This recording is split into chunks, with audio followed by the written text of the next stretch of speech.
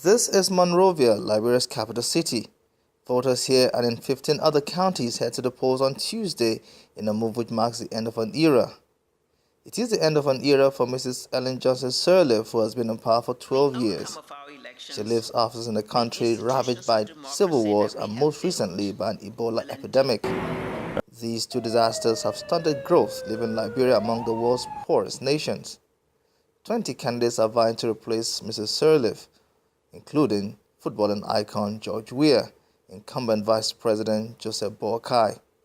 Observers say the elections of a president, vice president, and members of the House of Representatives are a crucial test for the democratic process in Liberia. The purpose of the election is not just one day.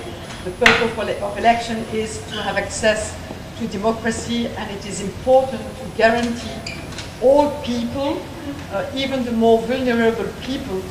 I'm standing just outside the ECOWAS Commission here in Asokoro. No official at the ECOWAS Commission is available to speak to us on this election. We understand that they are all in Liberia to observe the election. But one thing that is clear is this: whoever becomes president from this election will have an economy that is heavily dependent on foreign aid to deal with. Liberia is 177 out of 188 countries on the UN Human Development Index.